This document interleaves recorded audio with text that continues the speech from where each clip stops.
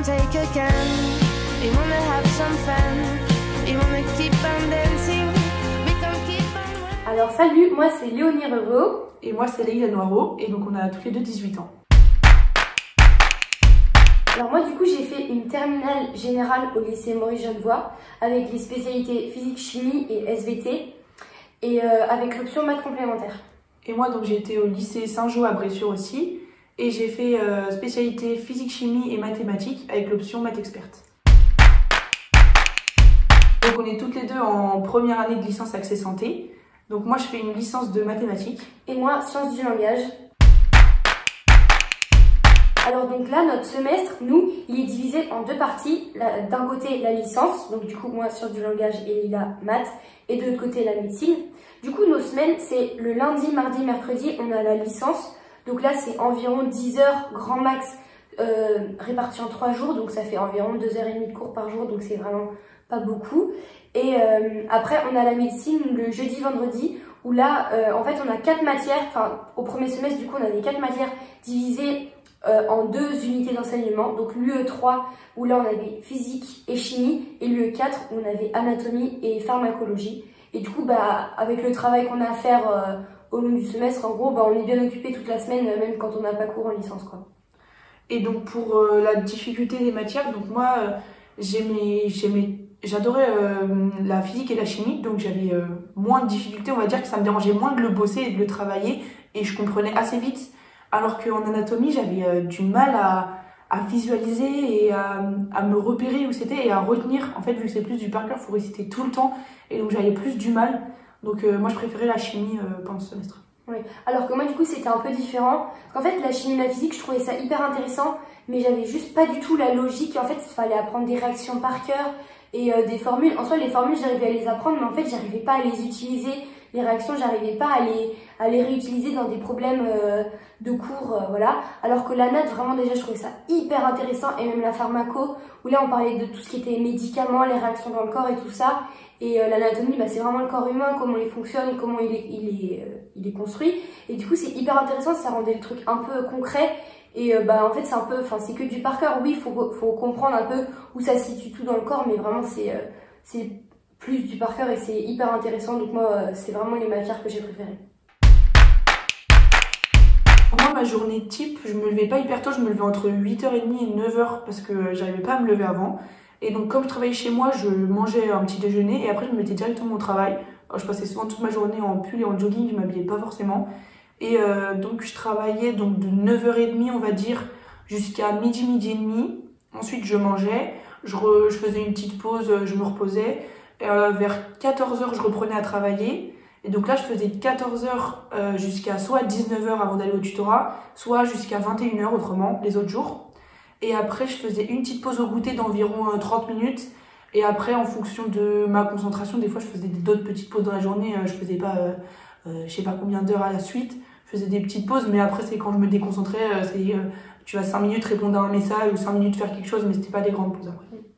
Ouais, alors du coup, moi, c'était un peu différent parce que je travaillais à la BU.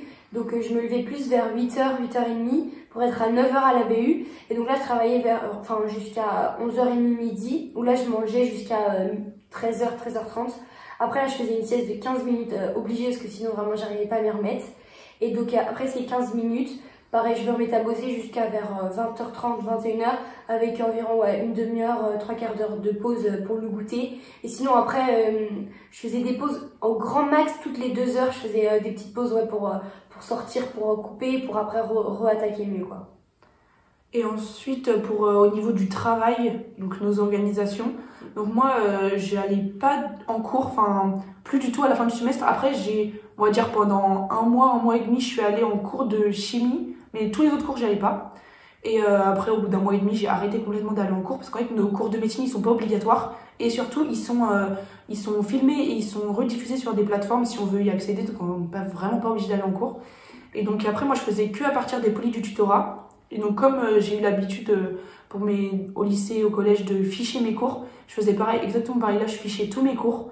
Après, en anatomie, ce que j'aimais bien faire aussi, c'est en gros, on a des grands livres d'anatomie, ça s'appelle des Camina, qui sont disponibles en ligne. Donc moi je les prenais et je reprenais les schémas qui sont dedans, je les imprimais, je les collais sur mes fiches et je les annotais. Et donc c'est ce qui me permettait le mieux de travailler. Et après aussi en anatomie pareil, vu que c'est comme elle le dit Léonie, du par cœur, que de la récitation, donc moi j'avais une grande ardoise et je récitais presque tous les 2 jours, je récitais ce que j'avais appris. Et des fois je le voyais, si je passais 5-6 jours sans réciter, en fait t'étais obligé de réapprendre. Donc c'est vraiment en fait le faire tout le temps. Ouais, il faut pratiquer tout le temps. Ouais. Et alors moi du coup, en fait c'était un peu différent pareil, encore différent de Lila. En fait j'allais en cours tout le temps et donc au début du semestre juste je prenais vite fait des notes, mais en fait ces notes je les utilisais pas après, je faisais avec les polis, je refaisais des fiches de révision tout ça, mais je me suis vite rendu compte que j'avais pas le temps de faire tout ça. Du coup en fait j'allais en cours, j'avais déjà ma feuille blanche de révision et en fait je notais tout ce que le prof disait. Et après, grâce au poli du tutorat, là, j'annotais mes fiches, je rajoutais si j'avais oublié des trucs, enfin, je restructurais un peu. Et après mes révisions, du coup, je travaillais vraiment à la base de mes fiches de révision et mon poli. Et pareil, à la fin des polis, je faisais des QCM. Et je faisais aussi beaucoup de flashcards en anat pour réciter le plus possible. Et donc ça, je le faisais souvent le soir, comme ça me faisait vraiment une dernière révision avant de dormir.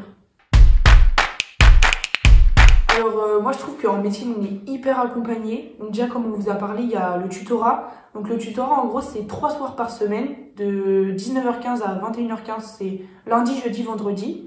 Et donc ça s'organise.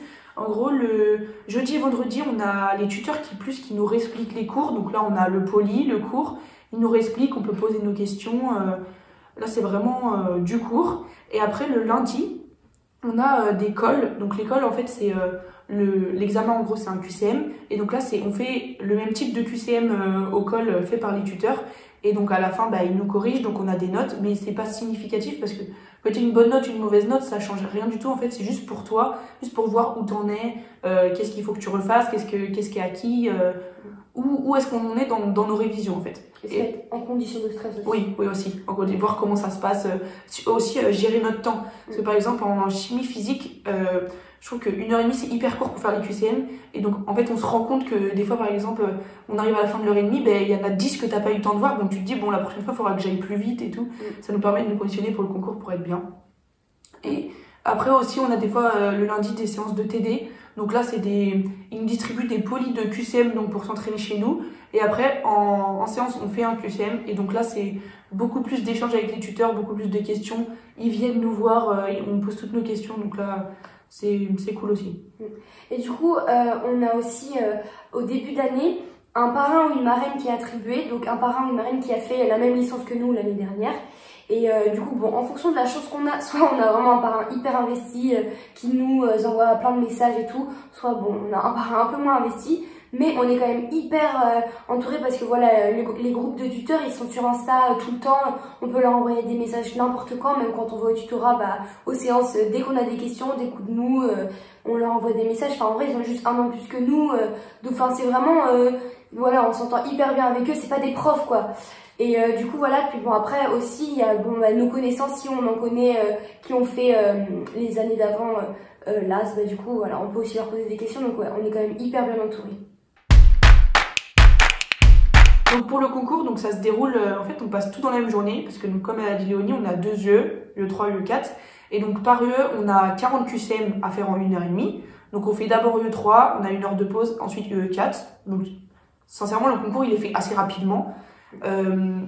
Après donc ça c'était pour le déroulé, après pour mon ressenti, donc moi, vu avant les semaines de révision que j'avais passé à faire énormément d'anatomie et que en fait j'ai adoré les derniers chapitres, donc par rapport au col, où au col j'avais toujours du retard sur les polis, j'étais toujours à la traîne, j'avais des notes nulles, et là j'ai réussi à avoir une bonne note et je me sentais beaucoup plus en confiance quand j'ai fait mes QCM.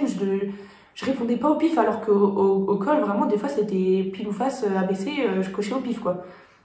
Alors qu'en chimie moi c'était un peu l'inverse, au col j'avais des bonnes notes, je le sentais bien, alors qu'au concours j'ai eu l'impression de pas avoir tout vu, de pas avoir tout appris, donc je le sentais moins bien. Après au final j'ai eu une bonne note et ça s'est équilibré anatomie chimie, donc j'étais hyper contente, mais je l'ai senti moins bien qu'au col.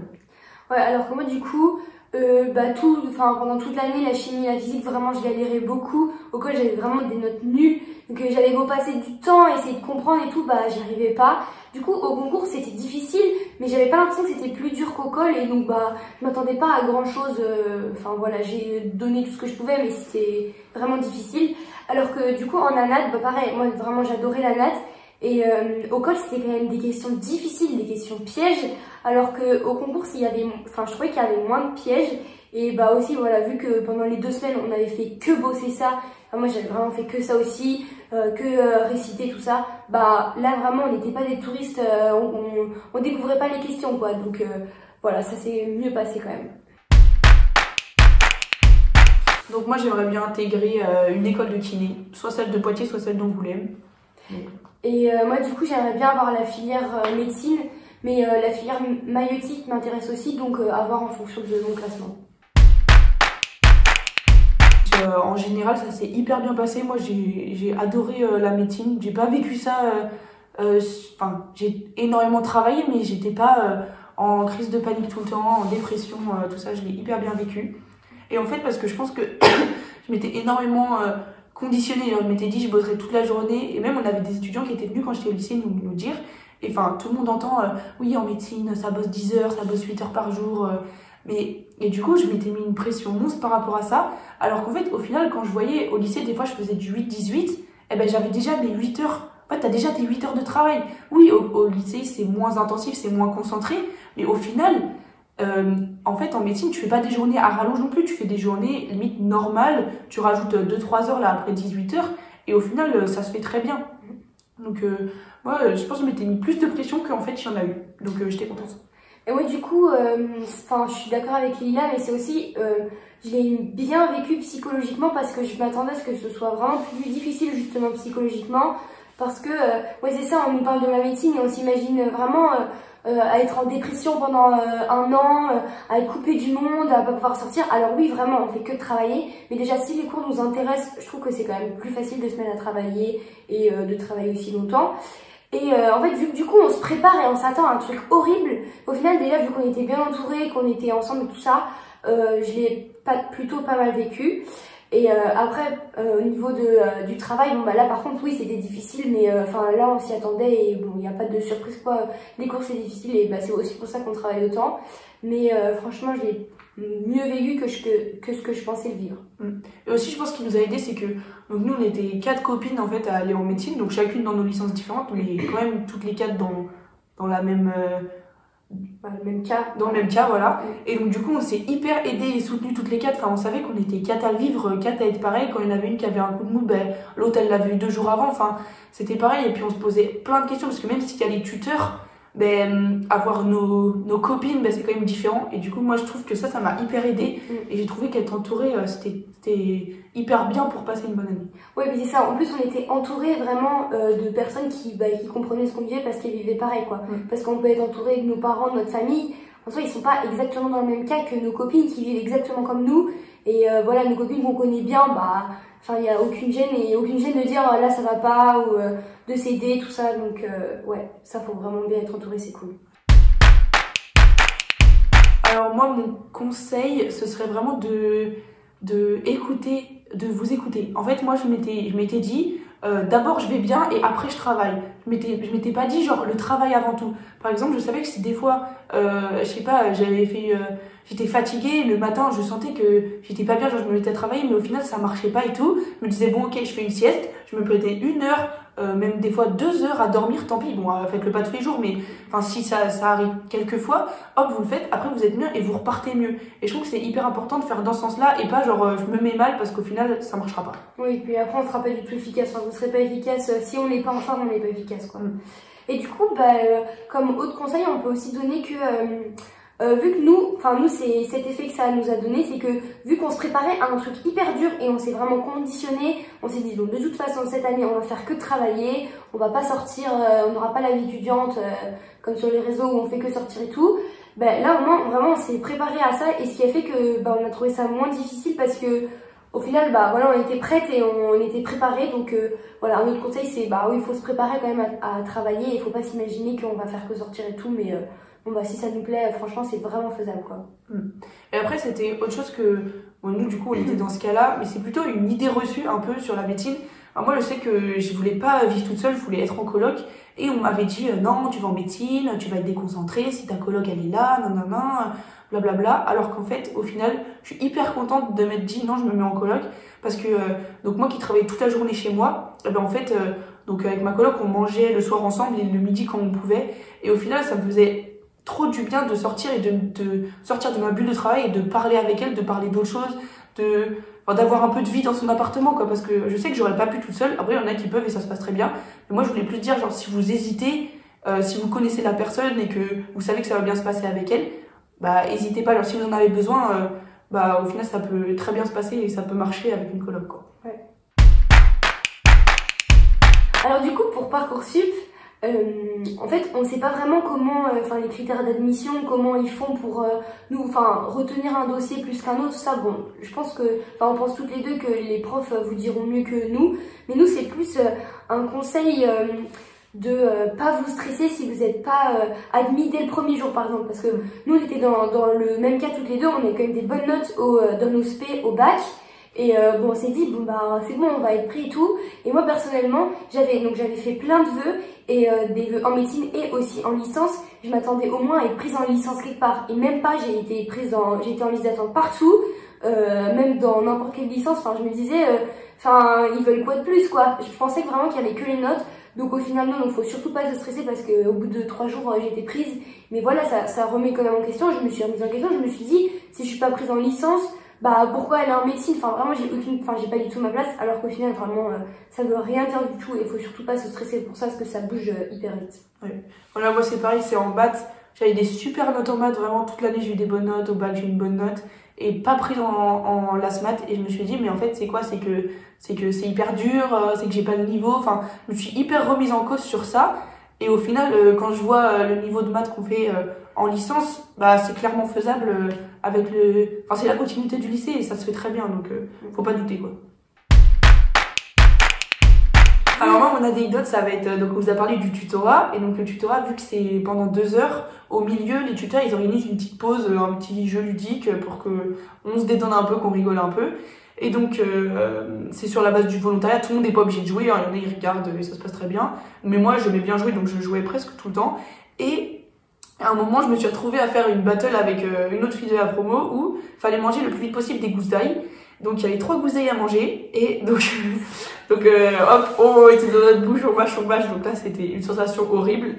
Et après, bon, l'odeur, on n'en parle même pas. Ça m'a suivi toute la soirée. Et j'ai tellement mal digéré qu'après en arrivant chez moi j'ai tout vomi, vraiment. C'était pas une bonne posture, mais autrement c'est hyper bien de tutorat.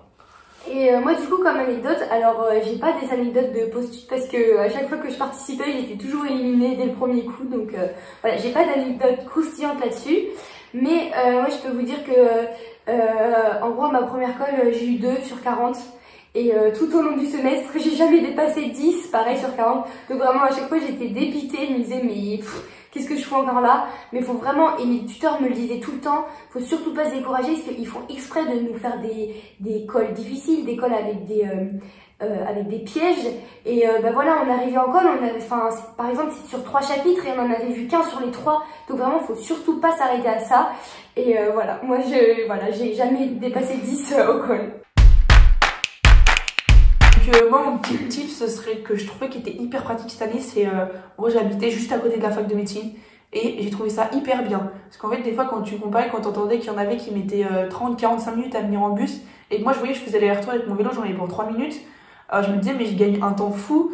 Et aussi vu qu'on n'a pas beaucoup de cours, ou que les cours par exemple vous allez avoir 2 heures de cours, un espace de 2 heures, 2 heures de cours, et ben en fait faire l'aller-retour, moi je le faisais hyper vite pour chez moi, alors qu'ils pouvaient pas forcément, c'était toujours plus compliqué.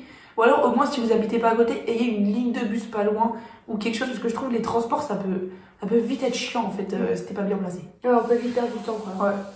Et alors moi c'est plus un conseil, bon on vous le dira vraiment si vous allez en médecine l'année prochaine, on vous le dira tout le temps. mais c'est quand même hyper important du coup vu qu'on l'a vécu maintenant, c'est ne pas oublier de dormir et de manger parce que c'est vraiment hyper important d'avoir le corps qui fonctionne bien et d'être en forme physiquement pour tenir après mentalement parce que c'est quand même intense ces études, donc voilà, faut être en bonne santé physiquement. Donc comme mot de fin, on vous dit tout simplement de venir, de surtout pas hésiter. Si vous hésitez, vraiment venez parce que c'est faisable. Bon, alors nous on sait pas encore si on est passé, mais on est encore en vie, en bonne santé, on a encore le sourire et voilà, tout va bien. Donc si vous hésitez, venez. Et nous, on se fera un plaisir d'être vos tutrices l'année prochaine si on passe. On croise les doigts. Voilà, on croise les doigts. Bisous. Oh, don't take a can.